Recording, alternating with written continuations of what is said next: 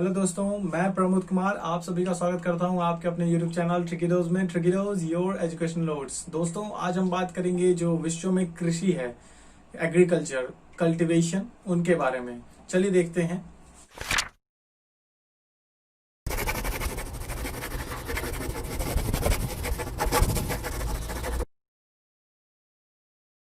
दोस्तों, कृषि यानी कल्टीवेशन जो भी है उनके बारे में जानने के लिए उससे पहले हम जानते हैं कि आखिर वो है क्या। कृषि में आप समझिए कि जो उपज करते हैं हम लोग, हमारी जो जरूरतें हैं उनको देखते हुए जो हम लोग जमीन से जो क्रॉप्स हैं, अनाज हैं, उनकी जो उपज करते हैं उसकी प्रक्रिया को हम लोग कृषि कहते हैं। कृषि में अलग अलग भाग हैं कुछ, जिनको अलग अलग रूप से बताया गया है, उनको निर्धारित किया गया है कि ये इसके अंतर्गत आते हैं। जैसा कि उसमें आप पहला समझिए कि जो मुख्यतः भाग हैं उनके, उनमें आप समझिए कि दो भाग होते हैं। जैसे एक होता है जीविका, जीविका हो गया, दूसरा हो गया आपको commercial. Commercial in the sense कि वाणिज्यिक रूप से। इस दोनों में क्या अंतर है? तो जीविका में आप समझिए कि जीविका इन द सेंस कि आपका एक परिवार है और आपको सिर्फ उतना ही अनाज चाहिए जितना आपके परिवार को जरूरत है। तो इतनी मात्रा में आप उगा रहे हैं, अपना फसल बना रहे हैं, उगा रहे हैं जितना में कि आपका परिवार चल सके, वो खाने योग्य उनके लिए पूर्ति हो सके, बस। लेकिन वहीं अगर वाणिज्यिक यानी कॉमर्शियल की बात करते हैं तो उसमें क्या होता है कि आपका जो उपज होता है वो आपके प्रति व्यक्ति की दर से ज्यादा होता है। एक हेक्टेयर में जितना व्यक्ति के लिए, मतलब अगर मान लीजिए कि आप अपने परिवार के हिसाब से उगा रहे हैं तो वो तो आपको जीविका के लिए हो गया, लेकिन वहीं अगर आप दूसरों के लिए उगा रहे हैं तो आपको वाणिज्यिक कॉमर्शियल रूप से हो गया, मतलब कि आप उसकी सेलिंग कर रहे हैं, उसका व्यापार कर रहे हैं। तो इन दो भागों में उनको अलग अलग विभाजित किया गया है। इसमें देखते हैं कृषि में एक जो कि प्राचीन समय से चलता आया है, जो कि एक प्रमुख भाग है, जिसके बारे में आपने सुना भी होगा और नहीं सुना है तो मैं बताता हूं, जिसको कहते हैं स्थानांतरित कृषि, शिफ्टिंग कल्टीवेशन। इसके अंतर्गत क्या होता है दोस्तों? बहुत पहले की जब बात थी, जब हम लोग उतना विकासशील या विकसित नहीं हुए थे, हमारे पास उतने औजार या उतनी संसाधन नहीं हुआ करती थी, जिस कारण से हम लोग सक्षम नहीं थे कृषि करने में। कृषि करने का मतलब क्या होता है कि आप एक जमीन को उपज बनाते हैं, आप उपजाऊ जमीन बनाते हैं ताकि वहां पे अनाज उगा सके। लेकिन हमारे पास ना हथियार था, ना औजार था, उस वजह से हम जुताई नहीं कर पाते थे, कल्टीवेट नहीं कर पाते थे। तो इन सब कारणों से लोग ऐसा करने लगे कि एक जगह कोई चुनते थे और वहां पे झाड़ियों वगैरह को उनको आग लगा करके उसको खत्म करते थे और वहां पे अनाज उगा लेते थे। और फिर वहां से जैसे ही अनाज का समय खत्म हुआ, उगा के वो अपने पास भंडार ग्रहण कर लिए, उसको जमा कर लिए, तो फिर वहां से चले जाते थे दूसरे तरफ। फिर धीरे धीरे वो जमीन फिर से उपजाऊ होती थी खुद से, तो जाकर के फिर वहां पे कोई भी आता या फिर वो करता या नहीं करता जो भी है, लेकिन वो वहां से चले जाते थे किसी दूसरी जगह जाकर के, फिर वैसी ही प्रक्रिया फिर से दोहराते थे। तो ये कारण है, इस कारण से इनको जो है सो स्थानांतरित यानी आपको शिफ्टिंग कल्टीवेशन का नाम दिया गया था। बात करते हैं गहन कृषि की। गहन कृषि में क्या? Intensive agriculture. इसके अंतर्गत ये समझिए कि जो हमने आपको बताया कि जो वाणिज्यिक रूप से किया जाता है, ये भी उसी का एक भाग है।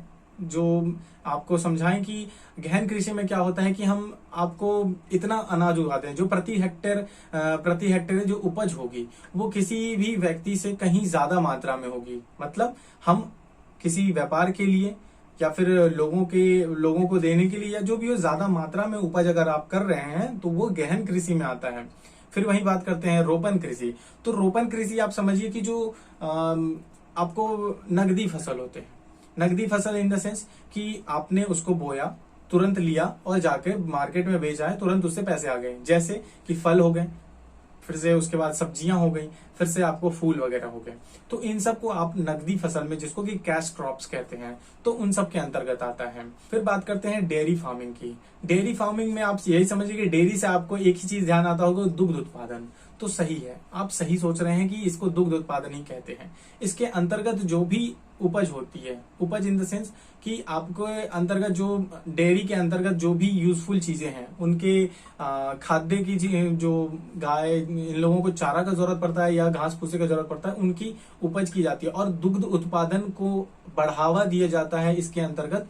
तो ये आपको दुग्ध उत्पादन में आता है, डेयरी फार्मिंग के अंतर्गत आता है। एक और वर्ड है जिसको कहते हैं ट्रैक फार्मिंग या फिर कैश क्रॉप्स। इसके अंतर्गत क्या होता है कि उद्यान जो गार्डन फार्मिंग होता है, इसके अंतर्गत क्या होता है कि जो भी ट्रैक फार्मिंग या गार्डन फार्मिंग, इसके अंतर्गत आप समझिए कि जो भी वैसे फसल लगाए जाते हैं जो कि कैश क्रॉप्स जैसे होते हैं। जैसा कि हमने कैश क्रॉप्स में बताया कि वैसे फसल जो हम डायरेक्टली जाके मार्केट में सेल करें और डायरेक्ट उससे पैसे, एक मोटी रकम आपको मिल सके, तो वो सब आपको उपज होते हैं। आप कहेंगे कि बाकी सब फसल के भी तो पैसे मिलते हैं, लेकिन नहीं, उसमें क्या होता है कि वक्त लगता है। आप अनाज को आप मार्केट खेत से लाने के बाद उसमें जो प्रक्रिया होती है, चाहे वो थ्रेसर का काम हुआ, चाहे वो उसको छटाई का काम हुआ या फिर उसको सुखाने का काम हुआ, ये सब नहीं उसमें प्रक्रिया होती है कैश क्रॉप्स में। इन्हीं वजह से उसको कैश क्रॉप कहा जाता है, जिसमें कि डायरेक्ट आपको एक रकम मिल जाती है और इसमें नहीं होता है ऐसा। तो इन सबको आप अलग मान के चलिए।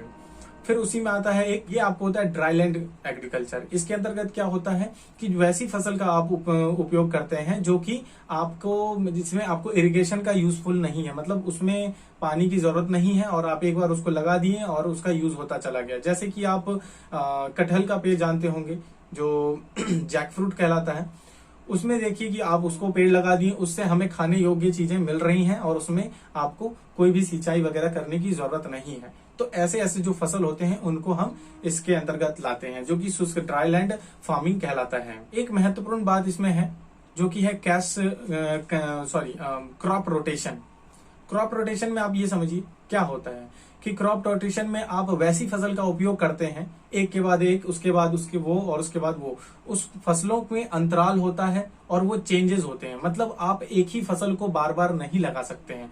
इसके अंतर्गत क्या होगा कि आप अगर एक ही फसल बार बार लगाते हैं तो उससे आपकी जो जमीन की उर्वरक क्षमता है, उपज की जो क्षमता है, वो कम पड़ जाती है। तो इन्हीं कारणों से उसमें हम क्रॉप्स अलग अलग लगाते हैं। जैसे गेहूं लगाया, फिर उसके बाद धान लगाया या मक्का लगाया या फिर उसके बाद चना लगाया, तो ऐसे कर करके हम उसमें फसल की चेंजेस करते रहते हैं, फसल बदलते रहते हैं। इससे क्या होता है कि उसकी उर्वरक क्षमता बनी रहती है और दूसरे फसल के लिए वो मिट्टी उपजाऊ अपने आप को तैयार करते रहता है। बात करते हैं विश्व स्तर पर जो मुख्य मुख्य फसल हैं उनके बारे में। मुख्य नहीं कहना चाहेंगे, अगर आप उसको उपयोग के रूप से देखें, उसके यूजेस के रूप से देखें तो वो मुख्य भी हैं और बहुत ऐसी फसल हैं जिनको की और है। लेकिन ये सारी चीजें आपको पीडीएफ में मिलेंगी, पर हम कुछ ऐसे पॉइंट्स बता रहे हैं जो कि आपके लिए जानना उपयोगी है। जैसे कि बता दें कि जो विश्व भर में सबसे ज्यादा मात्रा में खेती की जाने वाली, कृषि की जाने वाली फसल है, वो है आपको गेहूं। गेहूं की मात्रा सबसे ज्यादा होती है पूरे विश्व में। फिर उसके बाद बात करते हैं जो कि आपको चावल आता है, चावल आपको उसके बाद का नंबर आता है। तो ऐसे करके ये सब है। बात करते हैं चाय की, तो चाय पत्ती की आप समझ लीजिए कि जो पूरे विश्व में सबसे ज्यादा उपभोक्ता है, मतलब सबसे ज्यादा कंजम्पशन करने वाला देश है, वो है अपना देश, और सबसे ज्यादा प्रोड्यूस करने वाला भी देश है अपना भारत ही है।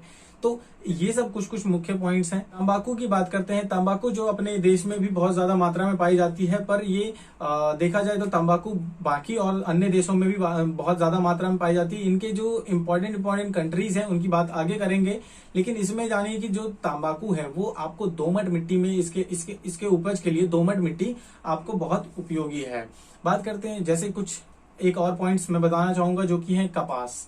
कपास को हम लोग उजला सोना भी कहते हैं, सफेद सोना के नाम से जाना जाने वाला आपको कपास कहलाता है। कपास की खेती भी बहुत प्रचुर मात्रा में होती है। रबर की खेती भी उसी प्रकार होती है। जैसा कि हमने आपको फॉरेस्ट जब पढ़ा रहा था, हम जब फॉरेस्ट की बात कर रहे थे तो उसमें आपको हमने बताया था कि सदाबहार वन जो होते हैं, भूमध्य रेखीय सदाबहार वन, तो उस जगह पर आपको इन सब की खेती, रबर की खेती ज्यादा बड़े मात्रा में, बड़े पैमाने पर होती है, जो कि आपको हमने बताया था कि अमेज़न के जंगल जो होती हैं उनमें ये हमें ज्यादातर पाई जाती हैं। बात करते हैं कुछ जो इम्पोर्टेंट आपको कृषि फसल हैं और उसके उत्पादक देश हैं उनके बारे में जानेंगे। तो जानते हैं जो गेहूं है, गेहूं के बारे में जाने तो ये है आपको, इसका जो सबसे बड़ा उत्पादक है, शीर्ष उत्पादक, उनके बारे में जानेंगे। तो गेहूं का जो शीर्ष उत्पादक है वो है आपको चाइना, फिर से भारत, फिर से यूएसए। फिर वहीं बात करते हैं चावल की, तो चावल है आपको चाइना, भारत, इंडोनेशिया, बांग्लादेश, ये सब हैं। फिर उसके बाद अगर हम बात करते हैं चाय पत्ती की, जैसा कि हमने बताया कि कंजम्पशन और प्रोड्यूसर दोनों ही चाय में हम लोग सबसे ऊपर हैं। भारत सबसे ज्यादा बड़ा देश है इस चीज में, उत्पादक में और कंजम्पशन में। तो चाय में है आपको, पहला है भारत, फिर श्रीलंका, इंडोनेशिया, फिर बांग्लादेश। फिर वही बात करते हैं आपको तंबाकू की, तो तंबाकू आपको इसमें सबसे बड़ा जो प्रोड्यूसर है वो है आपको China, then Brazil, then USA, then फिर भारत आता है और फिर उसके बाद यूएसए आता है। फिर वहीं अगर बात करते हैं कपास की, कपास जो हमने आपको बताया कि कपास को हम मतलब सफेद सोना भी कहते हैं, तो कपास की जो सबसे बड़ा प्रोड्यूसर है देश वो है आपको चाइना, यूएसए, देन पाकिस्तान।